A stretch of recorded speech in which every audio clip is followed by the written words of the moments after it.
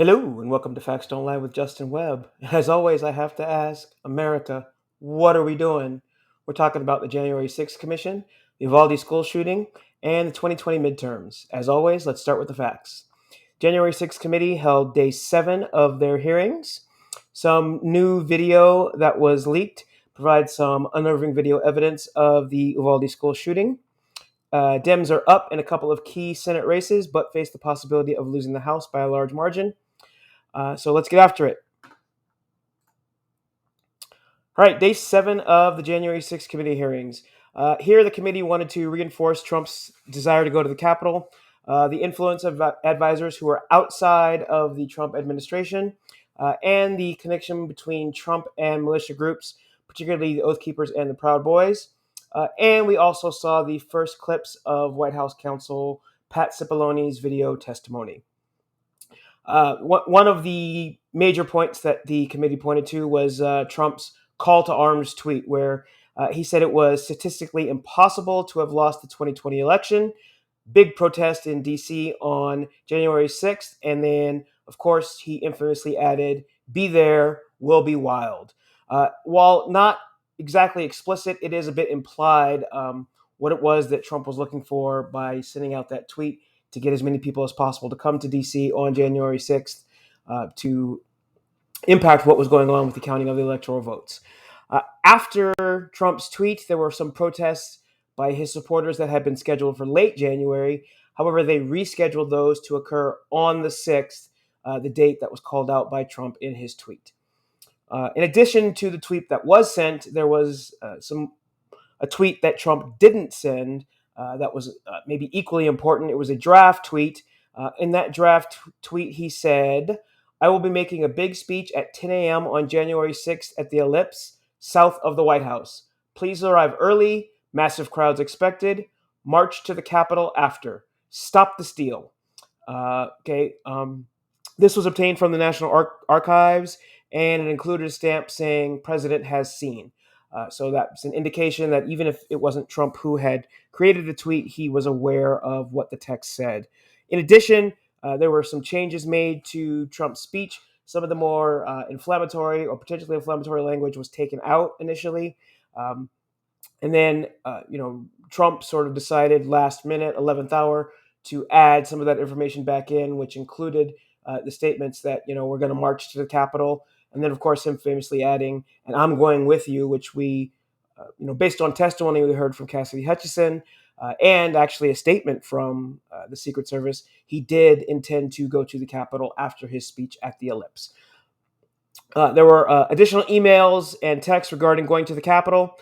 And some of the text that was there was that it can also not get out about the march because I'll be in trouble with the National Park Service and all the agencies, but POTUS is going to just call for it unexpectedly. This came from a rally organizer, Kylie Jane Krimmer. Basically that, the march was going to happen, but they needed to keep it under wraps. And Katrina Pearson, who also helped to organize the rally, wrote an email to her fellow organizers on January 2nd. "POTUS expectations are to have something intimate at the Ellipse and call on everyone to march to the Capitol." So this, again, just reinforces the idea that going to the Capitol was a, I guess what you would call a premeditated event. This wasn't a spur of the moment, just like, giving a speech, getting fired up and deciding to go. The intent was there all along. Ali Alexander, also another Stop the Steal organizer, sent a text message on January 5th that was obtained by the committee. The text read, "Tomorrow, Ellipse, then U.S. Capitol. Trump is supposed to order us to Capitol at the end of his speech, but we will see." Okay, maybe then again, even furtherance of the idea of it being premeditated, and that the fact that Trump was going to say it would be the cue that yes, this is what's supposed to happen. The connections from Trump and the militia groups came primarily through Roger Stone. These groups, the Oath Keepers and Proud Boys, were very close to Roger Stone. Some of them even provided security from him. We also know that Stone was very close with the Trump administration, receiving a pardon from President Trump after he was convicted. And so that's really how the committee tried to draw a line between Trump and the connection to the militia groups and their activities on and up to and leading to January 6th. Next, we saw our first testimony from then White House counsel Pat Cipollone. He said that he was told by Chief of Staff Mark Meadows in November of 2020 that Trump would eventually agree to make a graceful departure, that he thought that he should concede, and that he thought the proposal for the federal government to seize voting machines was outlandish, just a terrible idea. Basically, and I quote, "That's not how we do things in the United States. There's no legal authority to do that." Okay. He also commented that there is a way to contest elections that happens all the time, but that, again, just pushed back against the idea that the federal government could just come in and take voting machines, particularly when there was no evidence of any major voter fraud. Specifically, again, Cipollone saying, "I don't understand why I would even have to tell you why that's a bad idea for the country. That's a terrible idea." Okay. Next, there was, in terms of the influence of the outside groups, Trump had a meeting with Sidney Powell, General Michael Flynn, and the former Overstock CEO Patrick Byrne. This meeting began with no White House staff present. None of these people were a part of the administration. This was highly unusual. Cipollone broke up the meeting, noting that when he walked in, he didn't even know who Patrick Byrne was. Said that he wasn't happy to see those individuals in the Oval with the president, and he didn't think that they were giving good advice to the president at all.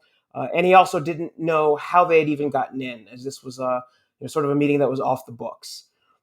This was also Sidney Powell's first attempt to be named special counsel.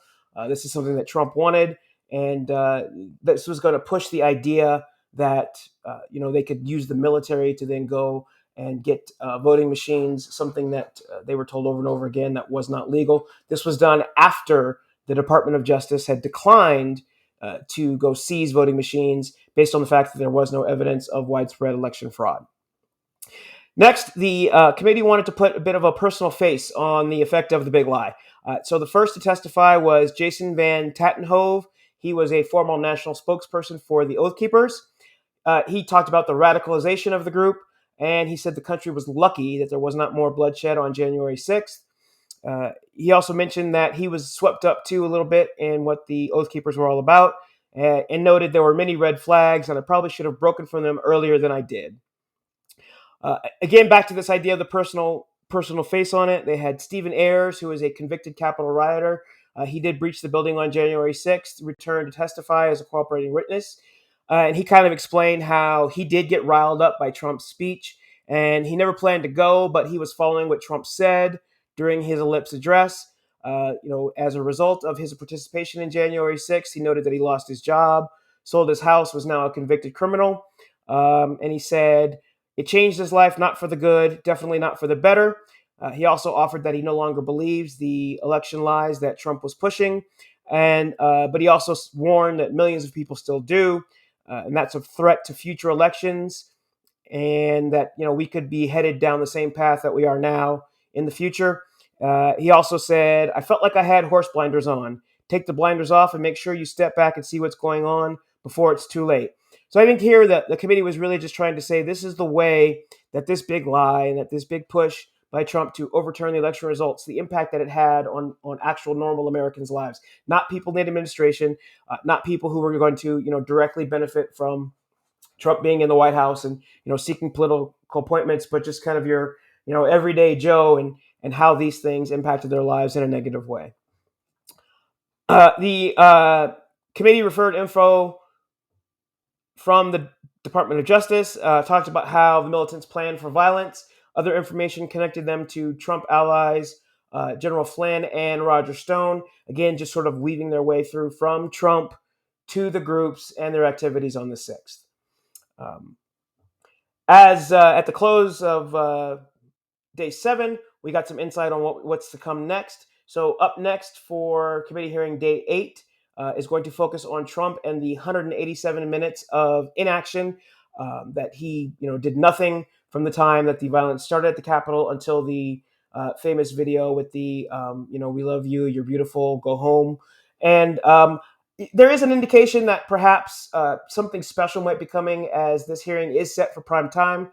I do think that the committee has been sort of intentional with some of these things. So there must be something that they're going to offer that they feel they want as many eyes as possible on it. In addition to focusing on this inaction, that is probably going to be bolstered a little bit by testimony of Matthew Pottinger, who was a national security aide who resigned on the day of the January 6th hearing after seeing Trump's tweet regarding Mike Pence, and also Sarah Matthews, who was a former deputy press secretary, also an individual who resigned after the events on January 6th. And Pottinger was actually in the White House on the day of the 6th. That's why many believe that some of his testimony will tie into that inaction by Trump, as well as Matthews. I would tell you, I would expect that we probably will get some more from Pat Cipollone. I would believe that more of what he has testified to will probably tie into again this idea of inaction. And there's been some discuss of down the road of whether or not the committee would actually seek testimony from Trump himself or possibly former Vice President Mike Pence. Not something that I believe is going to happen, obviously, on day 8, but that could be something that comes down the road. Okay, now let's get to Uvalde. So there was some video that was leaked, and it kind of confirms basically that the Uvalde police are nothing but a bunch of just fucking cowards. I mean, there's no other way to say it. I'm going to show you a clip here. Just a warning, a little bit graphic. There is some gunfire there, so you will hear that. If that's not something that you want to hear, you may want to turn the sound down, or if that's something that's triggering for you, just to know that that is what's about to come. So here we go.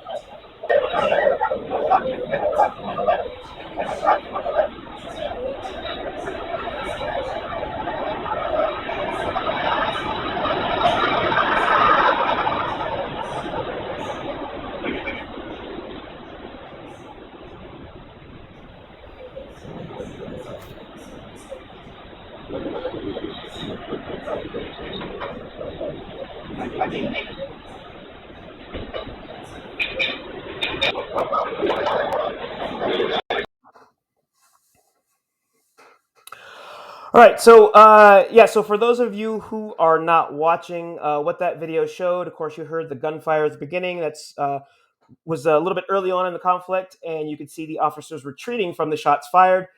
Even if you give them the benefit of the doubt and say that they were going to regroup, you would then expect at some point that they would push forward. We know, though, that for another 70 some odd minutes, that didn't happen. A little bit later is a clip from a little later on in the encounter. And you can see as many as I count, like 6 or 7 officers, many long rifles, tactical gear, 3 ballistic shields, which are what they use, to keep cover when they attack an active shooter. And yet they still sat taking no action. And we know that children were dying. We know that 2 teachers who had dedicated their lives to educating children were dying, and they did nothing. Okay, and the only thing that makes me more upset than what they did, how they behaved, is some of the conversation after the fact on Joe Rogan's podcast. And I will tell you, I actually do enjoy typically Joe Rogan's podcast. However, he did have a guest on, Tim Kennedy, former sniper, I believe, with the Army. He actually, speaking to Uvalde and trying to sort of explain it away, was blaming it on defund the police, a lack of training, and a lack of equipment for response. And I'm going to tell you exactly why, point by point, none of those arguments can ever be made as it relates to Uvalde. And the place where I would place some blame with Rogan is the fact that he didn't push back at all, that he just sort of went along the train of, this whole defund the police, lack of training, lack of equipment. And, this somehow occurred because this is the state of policing today. So number one, the defund the police argument. Uvalde, very small town, 40% of the budget. 40% is dedicated to law enforcement. Okay, so there's no defund the police there, none. Right? Uh, Not only that, according to a Bloomberg report, spending for law enforcement has increased 7 of the last 8 years. So it's moved up to get to that 40%. So there is no argument whatsoever in terms of that. So bad that teachers, some of those same teachers who were at Robb Elementary, are now having to beg for school supplies because they've been told it would be too traumatic and too disturbing for them to return to Robb Elementary, even to retrieve their own personal belongings. So maybe we should consider whether or not some of that money in Uvalde should go towards education. Okay. The second argument that the officers are not trained and that there's this effort to demilitarize police. And again, I'm speaking to these things specifically in this situation in Uvalde. All right. So first, let's talk about how police should respond to an active shooter. You should know by now, all of this changed after Columbine in 1999. At that time, there was this idea of sort of wait, secure the location, and then move in. But due to the massive loss of life, that thinking changed. And the first piece that we have for you, and I'll put it up, this comes from the International Association of Chiefs of Police. Okay, and speaking directly to active shooters, as you can see, this is from April of 2018, and this is the idea that, police should. Let me get that graphic out of the way for those of you that are watching.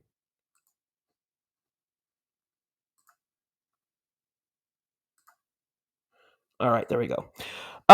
So this is to talk about protocols for assessing the threat and immediately responding during active shooter situations to limit serious injury or loss of life. While the term active shooter is used throughout, this policy applies to all situations where there is an active assailant or assailants posing an ongoing deadly threat, to include, but not limited to, those from firearms, vehicles, explosives, and knives. It is the policy of this agency in active shooter situations where ongoing deadly force is reasonably likely to be employed by a suspect and delay in taking law enforcement action could result in injury or death, that immediate action by officers at the scene is necessary when such actions are deemed reasonable to prevent further injuries or loss of life. Yeah, like a gunman actively shooting in a room that is full of children and teachers. Okay, now let's get to the idea of what that training looks like or what the expectations are, more specifically in Texas. And for that, we're going to go to the Texas Commission on Law Enforcement, TCOLE. Okay, first, what is TCOLE? TCOLE is a regulatory state agency. They establish and enforce standards to ensure that the people of Texas are served by highly trained and ethical law enforcement, corrections, and telecommunications personnel. This is writing from TCOLE, speaking specifically to HB 2195. This is a law requiring law enforcement training under the Act. Okay, and as it notes, this is in response to school shooting events. Okay, passed in 2019. So again, this is prior to Uvalde, and required school districts to develop a plan for active shooter response as part of their multi-hazard emergency operations plan. Kind of goes on to speak to the fact that all officers employed by a school district or peace officers assigned to provide service to schools, such as school resource officers, are required to complete this training within 180 days of employment or assignment. Officers employed or assigned prior to September 2019 must complete the training by August 31, 2020. I believe it would make sense that anyone who was hired after that point would undergo the same training. So this is now the state of Texas saying that there's specific training that needs to occur for law enforcement, particularly those who are involved with school. We know there was a resource officer or school police department officer that was assigned to Robb Elementary. So that definitely applies to the individuals here. Again, getting more specific to the situation in Uvalde. Okay, let's put this up on the screen. Actually, let me back up. Before that, let's also talk more. This is from TCOLE, okay, the group that state agency that oversees law enforcement, provides guidelines. Okay, speaking to the priority of life. First responders to the active shooter scene will usually be required to place themselves in harm's way and display uncommon acts of courage to save the innocent. First responders must understand and accept the role of protector and be prepared to meet violence with controlled aggression. The priority of life scale is used to guide first responders during the critical decision making process that is required to effectively neutralize any threats. As first responders, we must recognize that innocent life must be defended.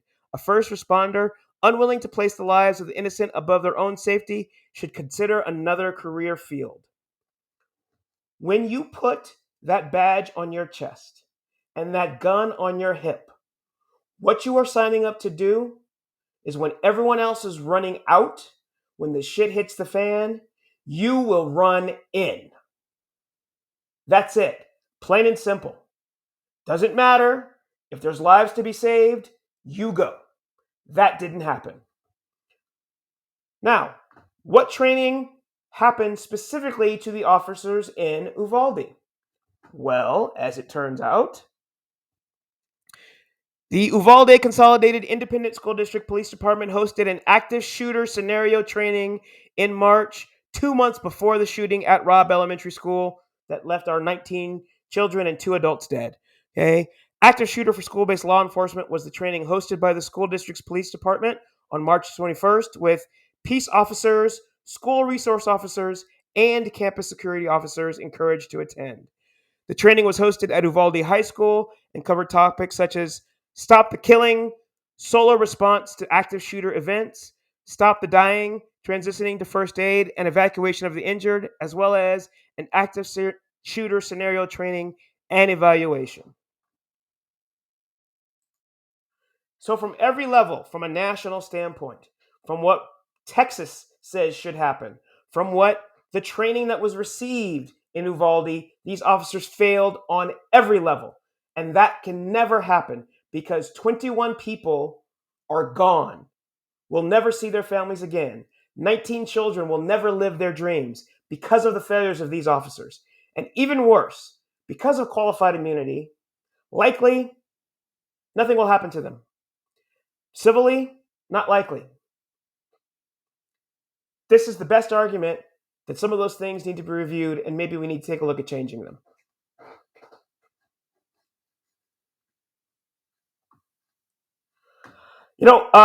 Getting to this idea of them being, demilitarized, looking at the video, and if you've seen any of the images of the officers there, clearly they were armed. They had the necessary equipment. You saw long guns everywhere, full tactical gear, multiple ballistic shields. Not to mention, Uvalde had recently got a $500,000 grant for equipment and weapons. The only thing left to do here, uh, and the video that you saw clips of, provided by KVUE out of Austin, the mayor of Uvalde actually had the audacity to be upset that the video was leaked prior to the families being able to see it, rather than speaking to the inaction, the ineptness, the criminal behavior, in my opinion, of those officers. But really, what needs to happen here, the only thing that could even get close to trying to make this right, you need to release all video, body cam, hallway, local businesses. You need to release all radio transcripts, every communication, every text, any email, anything that was sent related to this, all needs to come out, full transparency, so we can make sure this never happens again. All right, let's move to the 2020 midterms, 2022 midterms, actually. Okay, so first up, the Georgia Senate race. Now, this is a race where the incumbent Raphael Warnock, who was completing the term, he had defeated Senator Perdue in 2020, and it was pretty much thought of that he was on his way out. And lo and behold, in Georgia, Herschel Walker wins the Republican nomination, and then some things kind of started to unravel a little bit, and this race is now a toss-up. You see it somewhere, anywhere, depending on the polling you look at, anywhere with Walker ahead by 3 points to Warnock up by 2 or 3 points. And let's talk a little bit about why now this seat that really most thought the Republicans were going to take, now the Democrats have a serious opportunity to hold on to it and keep it. Herschel Walker lied to his own campaign about illegitimate children most recently. And his behavior was so egregious in the eyes of some of those in his campaign. They are actually the ones who leaked the fact that he lied. Um, he has lied about graduating from the University of Georgia. He has lied about businesses he's owned and how prosperous they were. Now he's lied about his children. From his own campaign, individuals are saying that he is pathological. Um, there's some other issues that are people are aware of with Herschel Walker. He's been open with his battle with mental health. He says he's dealt with it since he was a child. He wrote a book, Breaking Free. He talked about being diagnosed with a dissociative identity disorder. There were some domestic issues. His ex-wife stated that he threatened to blow her head off. And in 2001, his therapist told police that he was a volatile individual with a handgun. Now, I don't want to make light of mental health issues, but clearly there's something going on here with Herschel Walker, and you really have to sort of ask yourself, is he fit for office? And I'm going to give you a little video here, just outside of these issues and the lying. Some of the things that Herschel Walker has said, and then we'll talk about it here in just a second.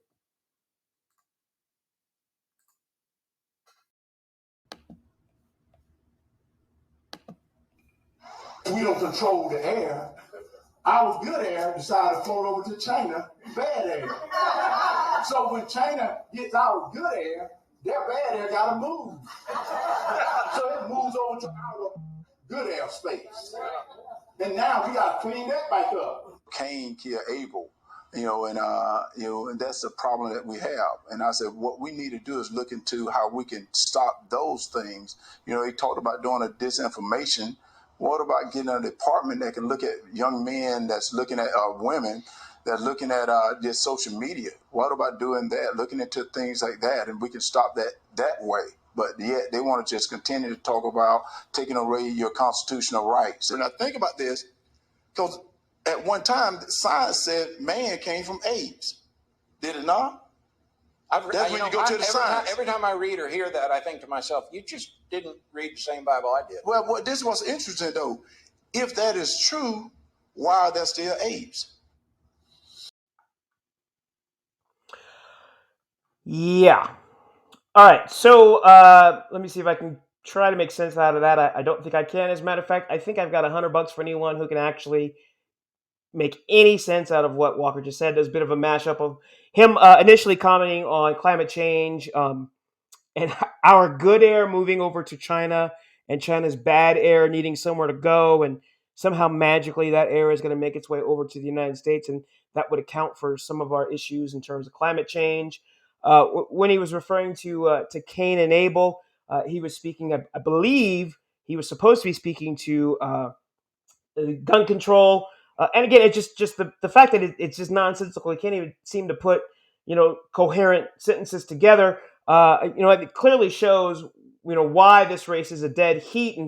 And I think the fact that it's a dead heat and that Warnock isn't further ahead just shows you how secure, how confident people were that the Republicans were going to take this seat back. I mean, you have a candidate that I believe is a complete train wreck, has no business being in the United States Senate. We'll see what happens. But again, it appears to be a coin flip at this point in a race that Republicans and most people, who watch these things felt pretty securely that was a seat they were going to be able to get. Also should be noted, many people, not just in Georgia, but I think Republicans nationwide, didn't necessarily want Herschel Walker to win the nomination. But he, of course, received the endorsement of Donald Trump. They've been friends for a very long time. You may or may not know, Trump at one time owned the New Jersey Generals and the USFL. Herschel Walker actually signed and played with them first out of college before going to the NFL. So, their relationship goes back. And obviously, this was an indication. This was one of those few cases where Trump's endorsement actually did make believe it did make a big difference. I will tell you, some of the other candidates in Georgia on the Republican side weren't exactly barn burners, so that may have had a little bit to do with it as well. Okay, now moving to the Pennsylvania Senate race. This is where we have Lieutenant Governor John Fetterman and TV personality Dr. Mehmet Oz fighting for Senator Pat Toomey's seat. He is retiring. Again, this is a seat that it was kind of thought that the Republicans would hold this, but the polling right now shows that this is an opportunity for the Democrats to pick up a seat. It would be a huge pickup. It would give them some leeway in some of the other races if they could pick this seat up. they could lose one somewhere else, maybe where it was unexpected. Nevada is another race that's very contentious, a seat that they really need to hold on to. And this, along with Georgia, would go a long way in allowing Democrats to continue to control the U.S. Senate. Some of the peculiar points, what's really interesting is that Fetterman is absolutely destroying Oz with some of his ads. He appears to have about a 9-point lead right now. And it should be noted that this is happening without Fetterman even doing any real active campaigning personally, because he is still recovering from a stroke. So with maybe some serious health issues, he's still got a sizable lead on Dr. Oz. What he has attacked him for basically is being a carpetbagger. Dr. Oz, his primary home is in New Jersey. And the first ad that Fetterman put together was sort of this lifestyles of the rich and famous style ad. And it features some clips of Oz showing his home to People magazine, lavish mansion in New Jersey. The ad then goes on to point out the multiple mansions that Oz has around the world, a total of 9 of them. And then, of course, very correctly notes that the 9th was just recently purchased in Pennsylvania. So again, just reinforcing this idea that he's not from Pennsylvania. He's not about Pennsylvania. He's not looking for the best interest of the people of Pennsylvania. He's just trying to take advantage of the situation. Fetterman, on the other hand, from Pennsylvania, has worked his way up the ranks politically in Pennsylvania, and that's really where he's trying to kind of make this be the issue. The second ad, really, really funny, another great ad by the Fetterman team. It features a cameo by Snooki from Jersey Shore. And so she is doing the cameo, and it's as if she's speaking to Oz, saying that, Jersey loves you and we want you back. And, again, just tying into this idea of Oz being really more from Jersey, not really being from Pennsylvania.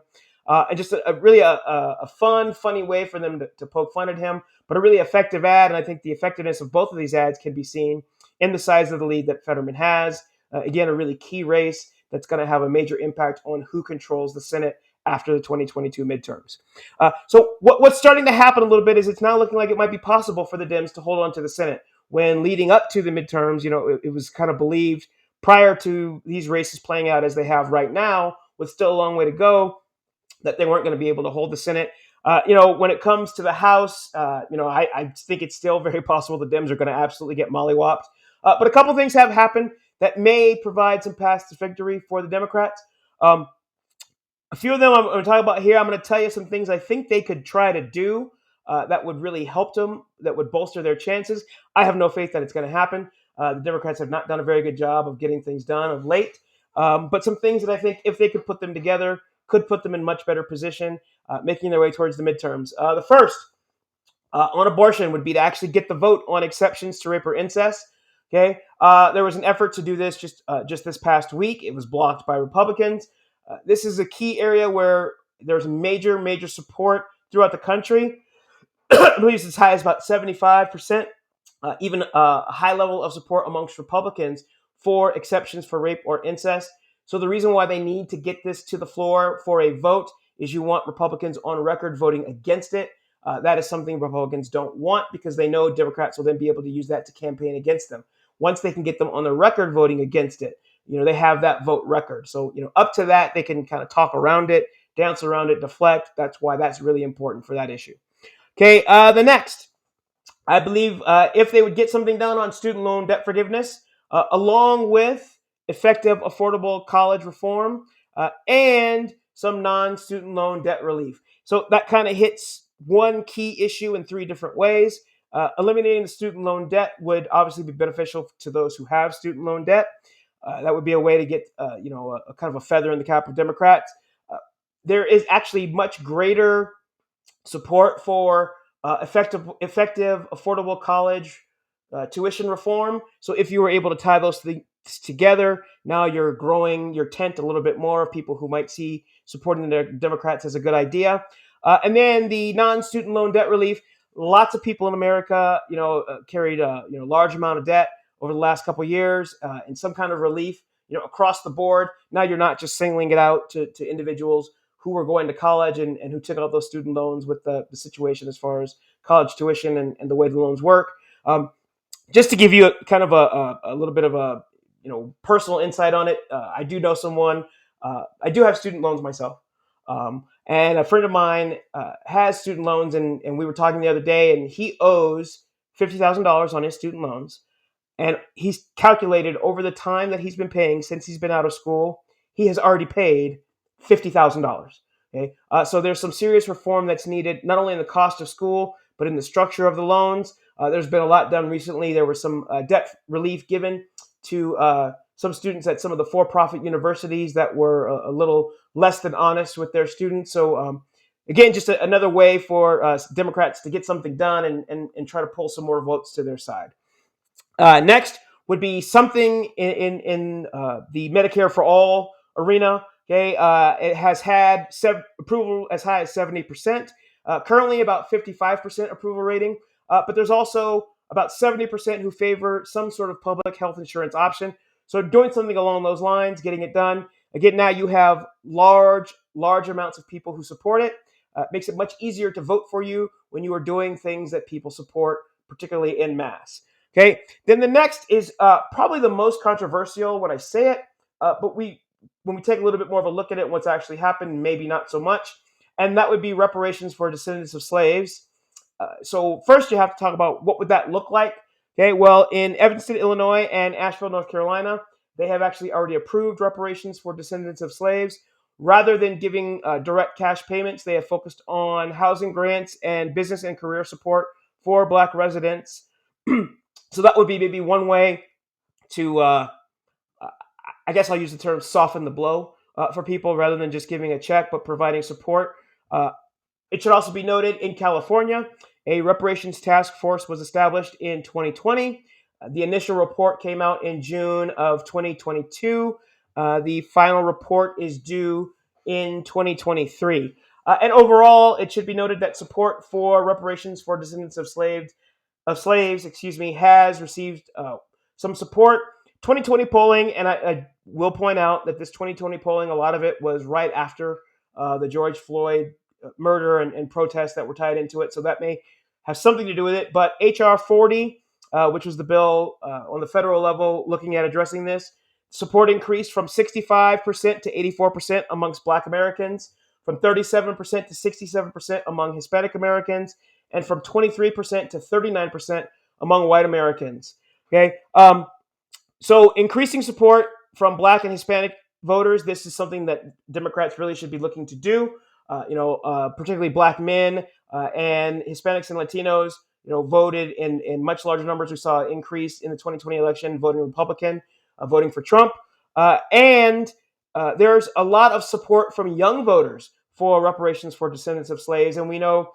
Currently, Biden, only 28% of young voters strongly approve of Biden. That compares with 59% who strongly approved when he took office. So again, it'd just be another way to bring some of those people back.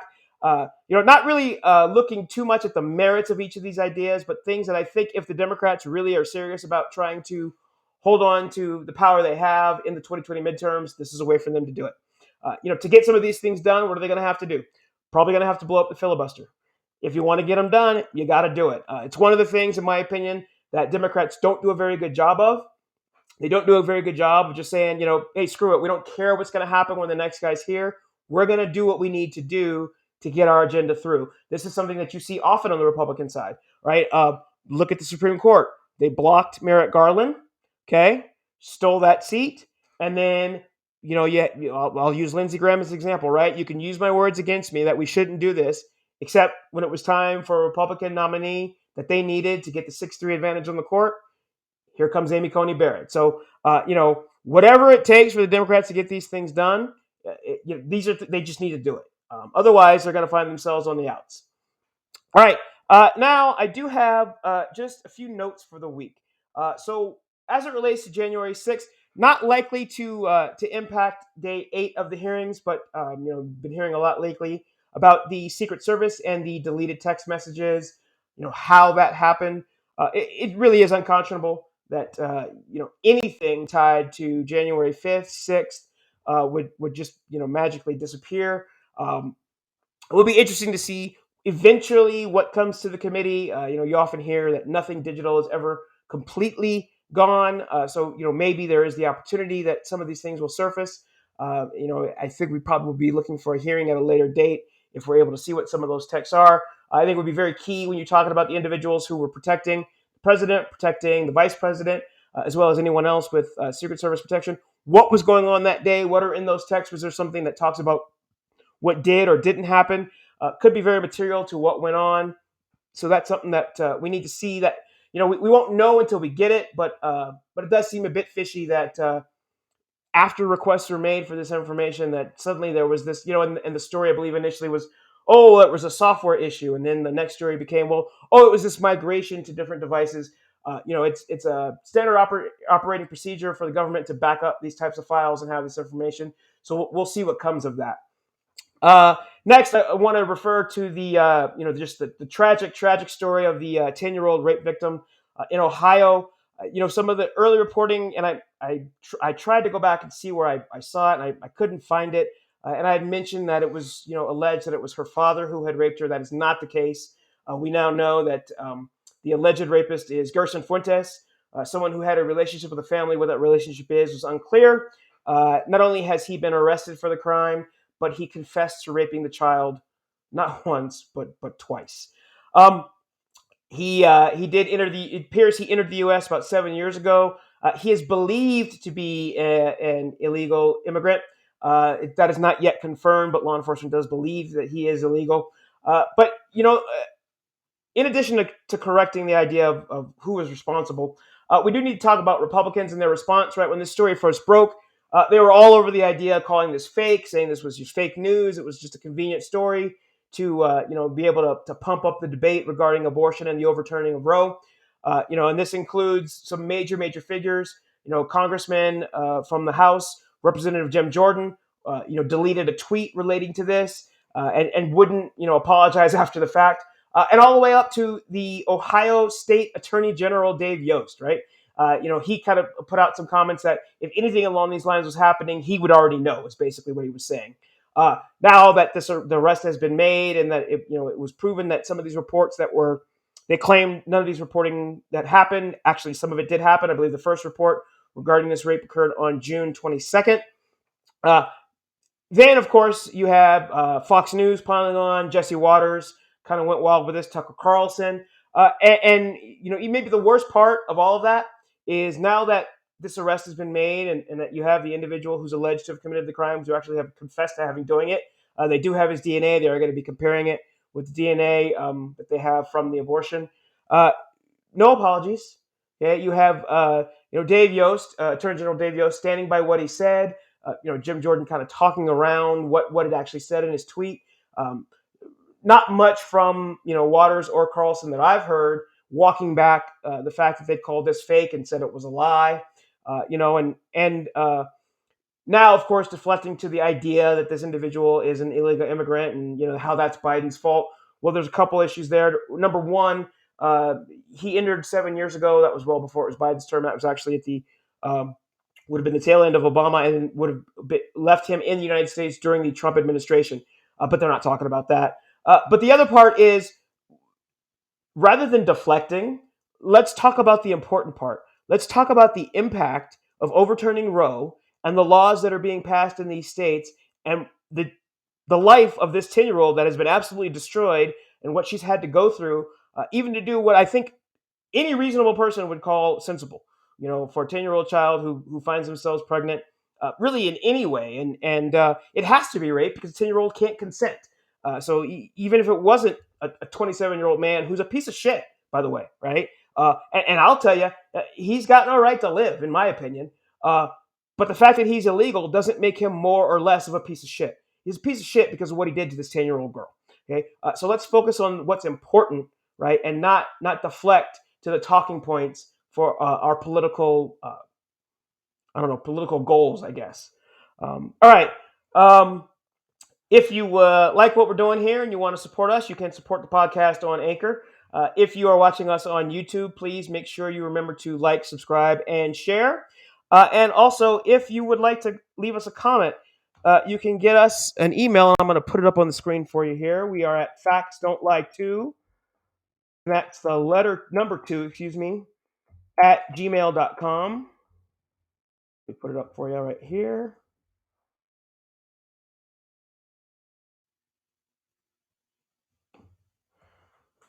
There it is. Oh, there you go. Factsdon'tlie2 at gmail.com. I would love to hear from you. Love to hear your opinions. And remember, facts don't lie. Until next time.